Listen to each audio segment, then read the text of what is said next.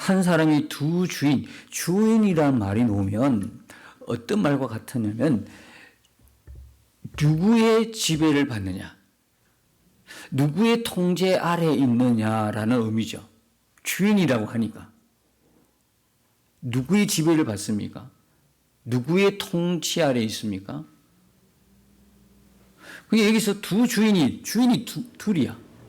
주인은 하나가 돼야 되는데 주인이 둘이다. 근데 언뜻 보면 하나님과 재물을 겸하여 섬기지 못하느니라 해서 아하, 여기 두 주인이라는 게 하나님과 재물이구나, 이렇게 생각할 수 있어요. 근데 요거는 아주 표면적으로 있는 그대로 본 내용이고요. 하나님과 재물이 서로 비교가 될 수가 없는 거예요. 하나님은 인격체잖아요. 근데 재물은 그렇지 않잖아요. 그죠? 그러니까 하나님이 주인이고 재물이 주인이고 이렇게 말하면 안 되는 거예요.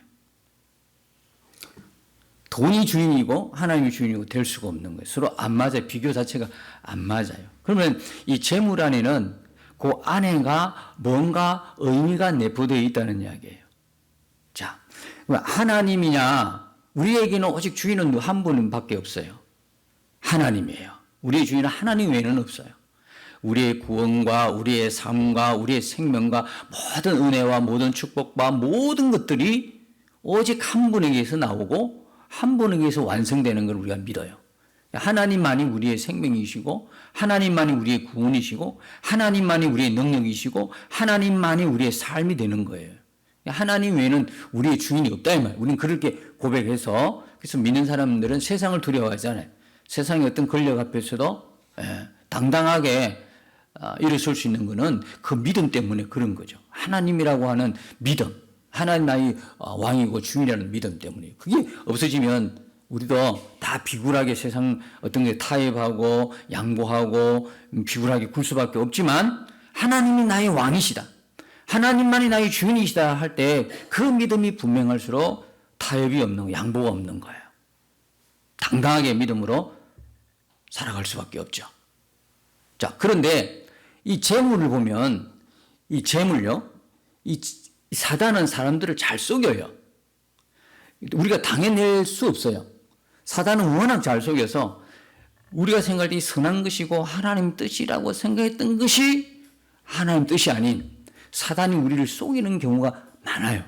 그래서 뭐로 분별해야 되냐면, 이거는 어떤 은사로 능력으로 그게 아니고요, 하나님 말씀으로 분별이 되는 거예요. 사단의 역사인지 성령의 역사인지는 말씀으로 분별이 되는 거죠. 말씀으로.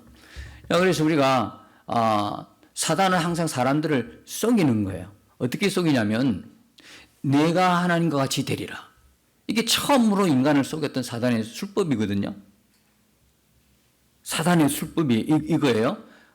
사람 보고, 피조물인 사람 보고 감히 창조주와 함께 비교하는 거예요. 내가 하나님과 같이 되리라. 그리고 범죄하잖아요. 그죠? 하나님과 같이. 딱 정면에 나서가지고 나를 경배하라 이렇게 하지 않고 사람을 이용하는 거예요. 사람에게 너가 최고야, 네가 하나님이야. 지금 세상이 그런 거예요. 하나님이 실종되어 버렸어요. 세상에 다 사람이 다 네가 하나님이야, 네가 최고야. 자기 중심주의인 세계로 흘러가고 있어. 지금 다 나 중심이어야 돼. 나 중심. 내 중심이 나 중심이 아니면 다 틀린 거예요. 나에게 맞아야 그게 진리야. 나에게 맞지 않으면 진리가 비진리가 돼버리는 거예요. 참 우스운 세상이에요. 사람이 신이 되는 세상이에요. 사람이 하나님이라고 외치는 세상이 된 거죠. 그러니까 이 사단은 교묘하게, 그래서 요 19절 이전에 1절에서 18절까지 뭐가 나오냐면, 그 종교 지도자들이 기도하고 구제하고 금식하라는 예를 예수님이 들면서 그들은 사람에게 보이려고 기도할 때도 서서 그냥 우렁차게 기도하고요, 구제할 때도 사람들이 다 보도록 내가 이런 구제를 착한 일을 한다, 이거 보여주려고 하는 거예요. 금식 때도 어떻게 사람들에게 보여주려고요, 그렇게 한다는 거예요. 하나님은 엄밀히 보신 하나님이라는 거거든요. 진짜 이 하나님을 믿으면 어떻게 사람을 위하여 사람에게 보이려고 하지 않고 엄밀히 보신 하나님을 위하여, 그죠? 무명으로 아무 존재감 없어도 하나님을 바라보면서 그 기도하고 구제하고 금식하는 거잖아요. 근데 이 사람들은 달라요. 자기의 뭐예요? 영광을 위해서, 자기의 명예를 위해서. 이런 사람들이 뭐냐면 하나님과 재물에 속한 자다 이 말이에요. 다시 말하면 여기에 하나님이냐, 그죠? 하나님이냐, 자기냐, 자기 중심이냐. 하나님을 섬기느냐, 자기를 섬기고 있느냐.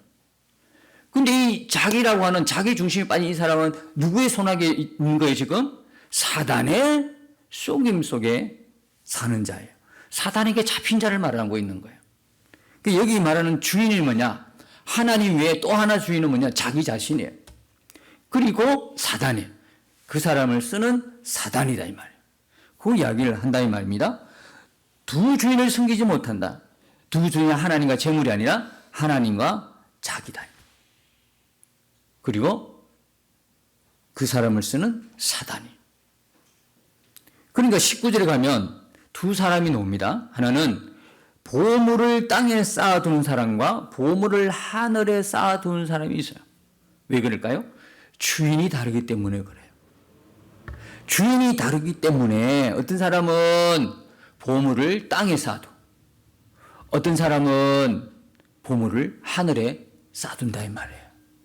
자, 그러면 이 보물이 뭘까 도대체?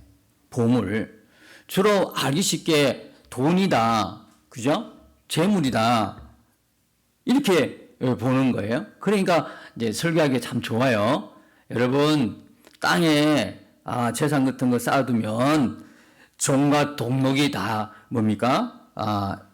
해야 한다 이 말이에요. 곰팡이도 피고 벌레도 묻고, 그리고 심지어 도둑이 들어와. 도둑질로 가. 다 뺏겨. 그러니까 여러분들이 하늘에 쌓아두어야 돼요. 아시겠어요?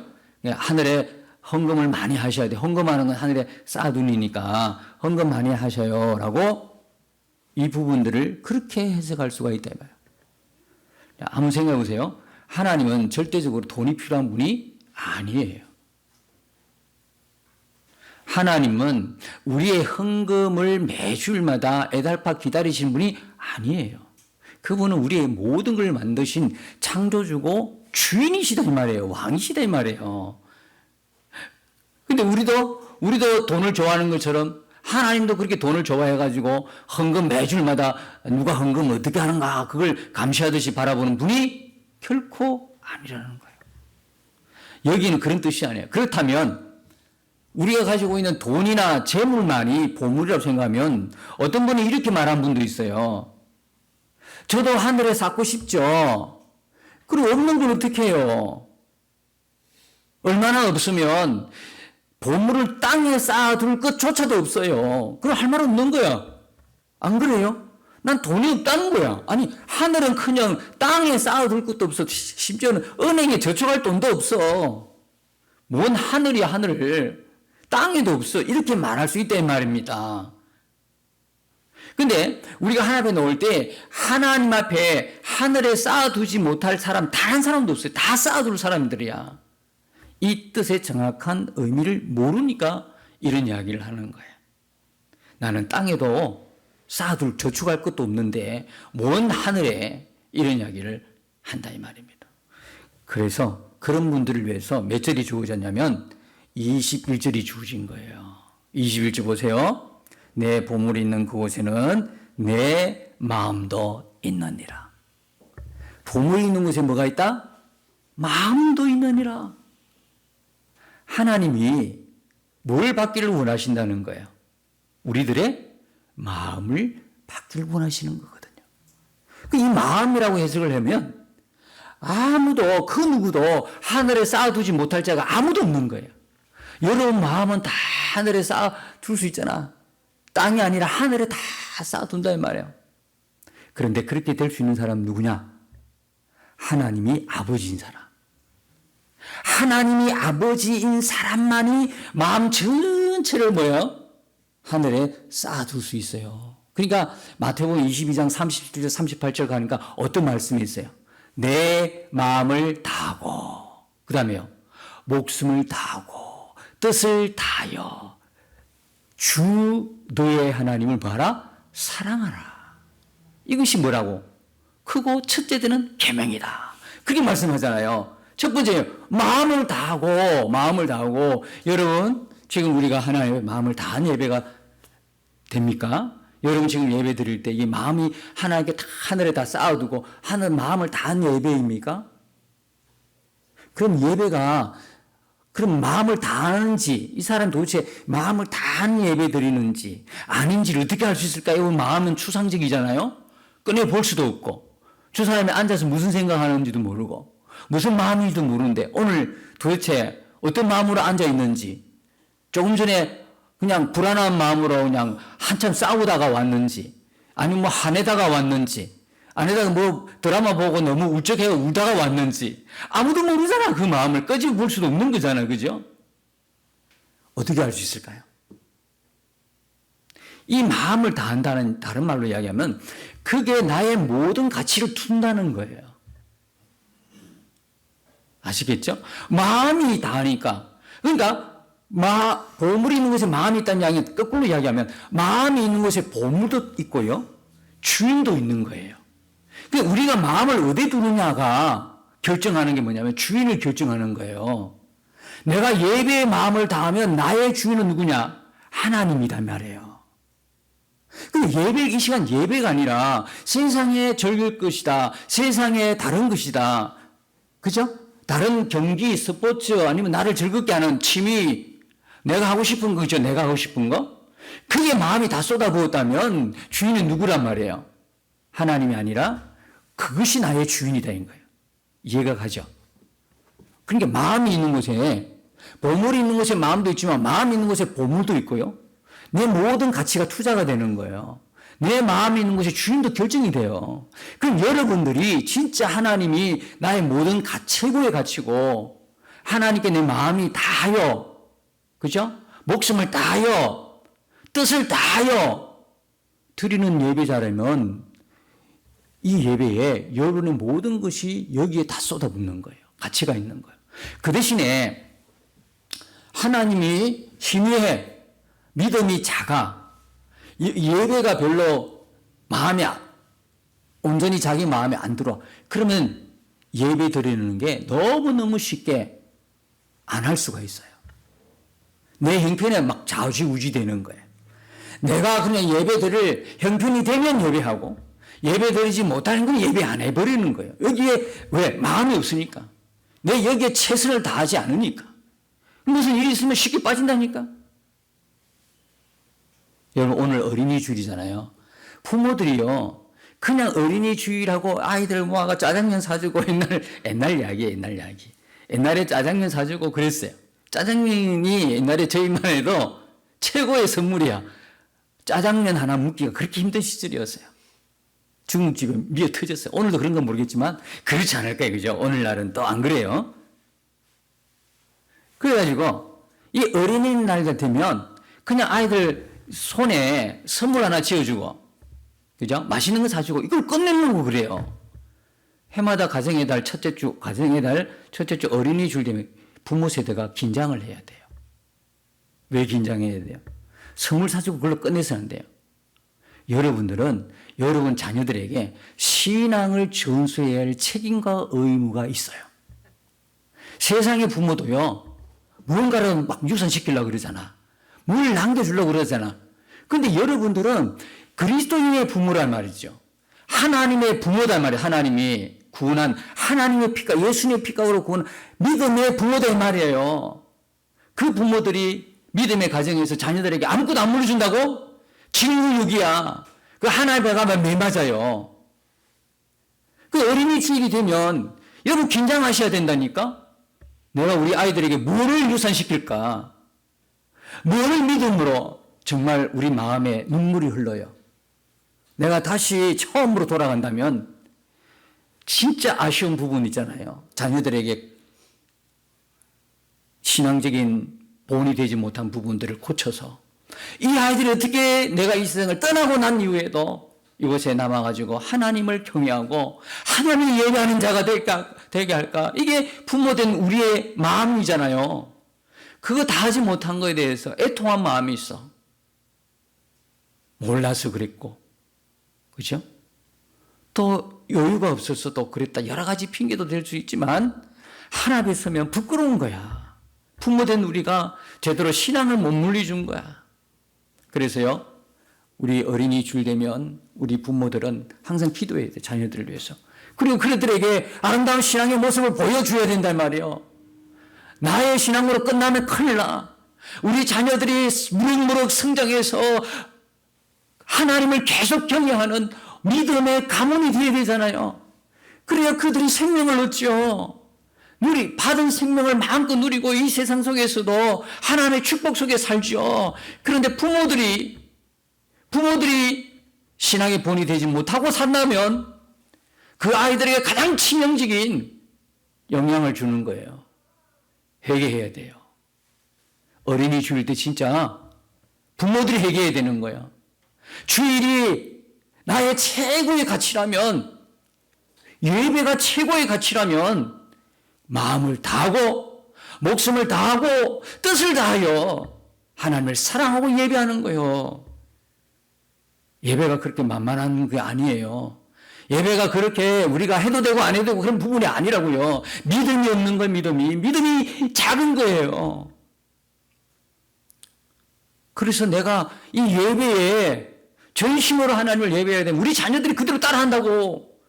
내가 이 세상을 떠나고 난 이후에도 그 자녀들은 계속해서 하나님을 경외함으로 예배 드릴 수 있는데 그걸 아이들에게 교육하지 못해서 가장 직무유기야, 부모에서.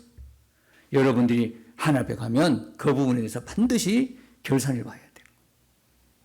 그러나 마음이 무거운 채 그렇게 여러분들이 있으면 또 안 돼요. 지금부터라도 늦지 않았어요.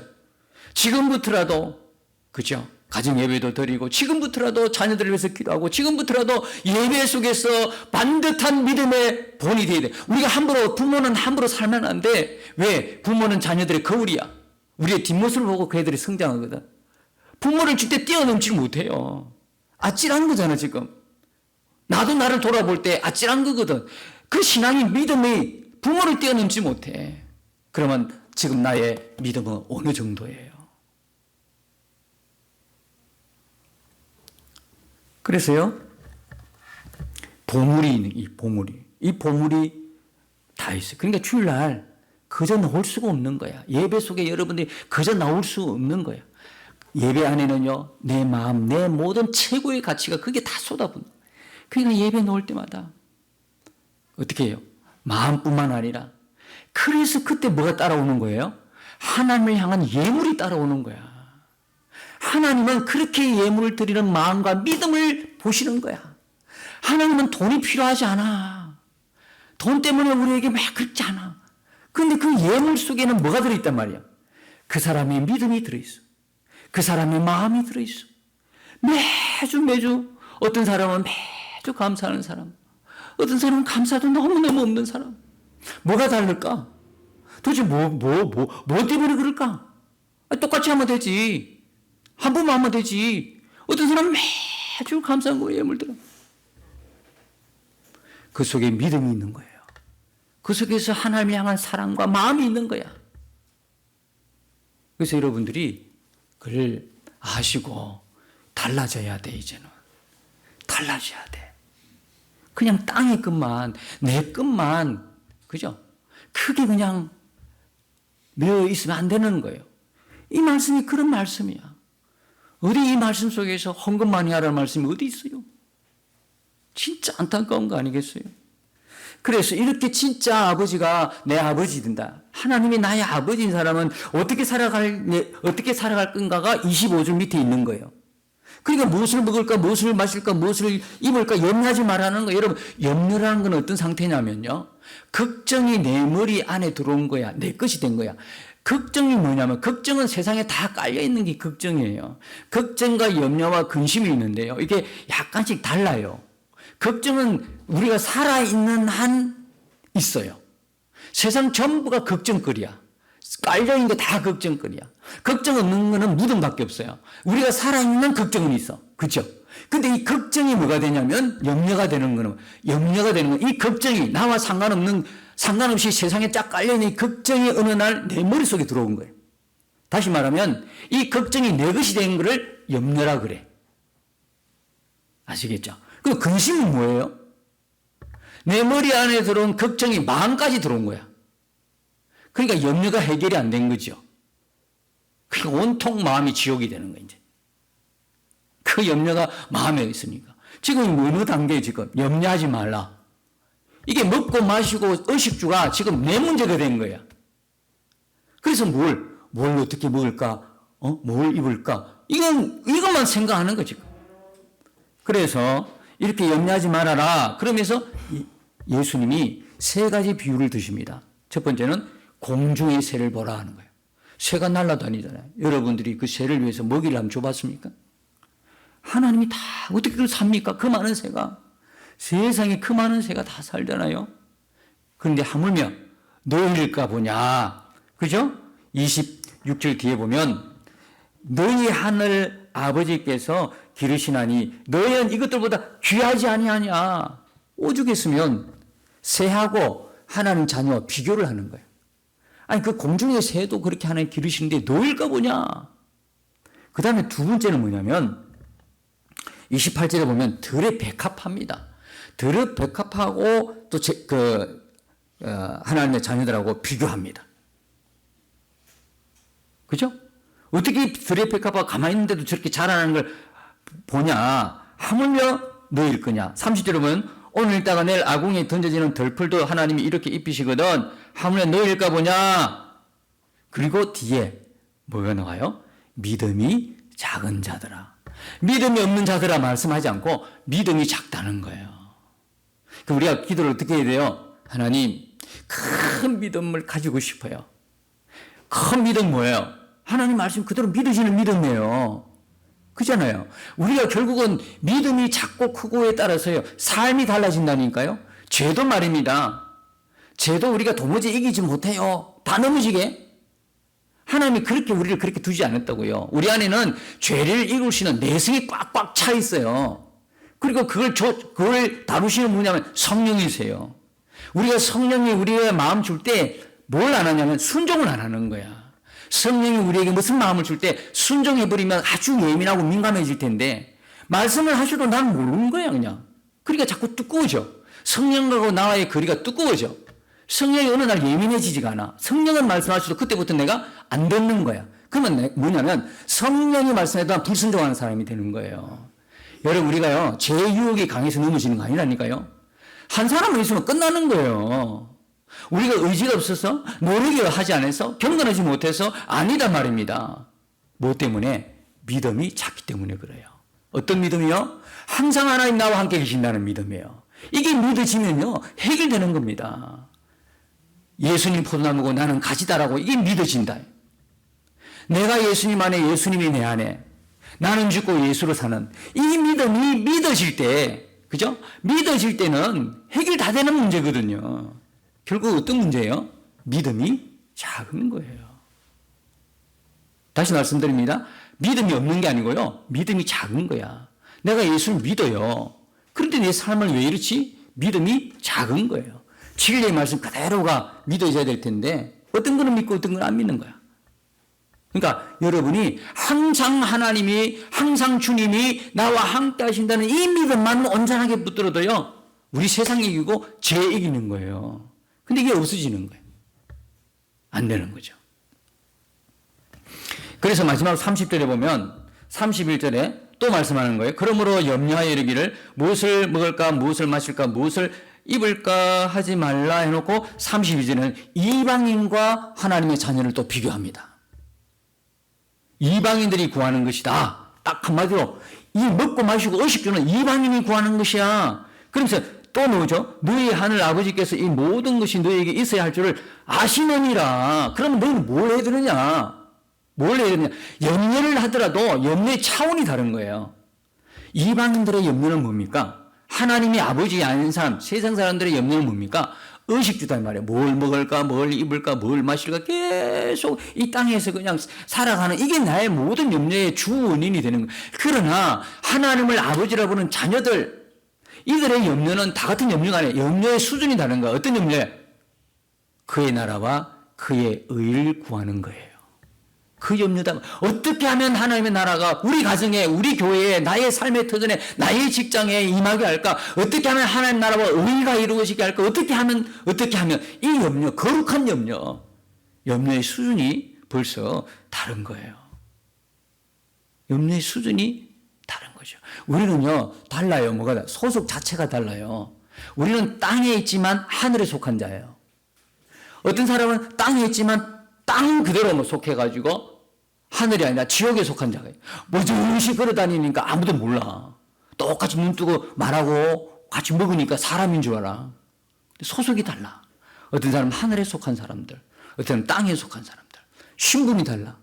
마귀의 자녀, 하나님의 자녀. 그죠? 그리고 구하는 추구와 목적이 달라요. 어떤 사람은 땅에 있구만. 우리는 뭐요? 하나님 나라와 의를 구하는 자. 완전히 달라요. 어떻게 사시겠어요? 어떻게 사시겠냐고. 뭘 구하면서 살아야 되지요? 어떻게 해야 되죠?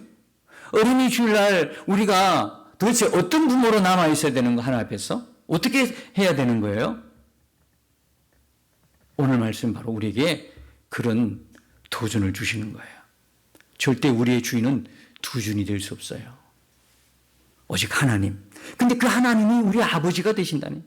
그리고 그 아버지는 우리의 필요한 모든 것들을 다 아시고 계신다는 거예요. 그리고 지금까지 뭘 안 해줬다는 거예요. 우리가 살아가고 있는 지금 존재 자체가 하나님의 은혜인데. 그죠? 하나님의 은혜다. 그리고 내 삶에 하나님의 뜻이 있다 이 말이에요. 그러니까 우리가 뭘 기도해야 되겠냐고. 하나님 아버지 앞에. 뭘 이 시간에 우리가 기도해야 되겠냐고. 나의 믿음의 자금을 하나님 긍휼히 여기 달라고. 진리를 온전히 믿는 하나님의 말씀 그대로를 믿는 큰 믿음의 사람이 되어지도록 그렇게 구해야 되지 않겠어요? 여러분의 염려가 무엇입니까? 여러분의 두려움이 무엇입니까? 하나님은 예수님 뭐라고 해요? 너의 아버지라 그런 거예요. 아버지세요. 아버지 앞에 구하지 못할 거 하나도 없고요. 기도하지 못할 거 아무것도 없어요. 그 아버지를 친밀하게. 우리의 믿음이 커지려면 믿음의 주여 온전케 하신 예수 그리스도를 바라봐라. 히브리서 12장 그 말씀대로 어떻게 해요?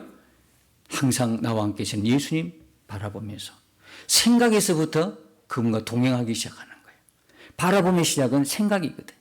자꾸 딴 것에 걱정에 내 생각을 맡기지 않고 보는 세상 가운데 내 생각을 던져버리지 않고 내 생각의 주인이 하나님이시다. 언제든지 일어날 때부터 저녁 잘 때까지 그분을 생각에서 놓치지 않고 온전히 바라볼 때 믿음이 어떻게 해요? 커져가는 거예요.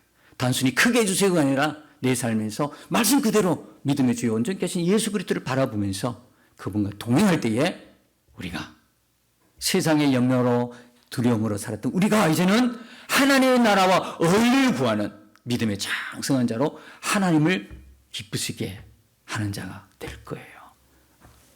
여러분 오늘의 실패와 실수에도 우리의 모든 삶의 과정은 결국 하나님이 이끌어 가셔요. 절대로 실망하지 말고 낙심하지 말고 오늘부터라도 시작하면 돼요. 그래서 여러분들이 그 예수님과 친밀히 동행함으로 우리의 믿음이 커지고 두려움이 아니라 이제는 우리에게 영광과 기쁨이 그리고 하나님의 임재로 충만한 삶이 되어지는 그런 놀라운 은혜가 저와 여러분의 것이 되기를 예수님 이름으로 축복합니다. 우와 함께 싸워 승리하리라. 날마다 믿음으로 나 살아가리. 날마다 믿음으로 나 살아가리.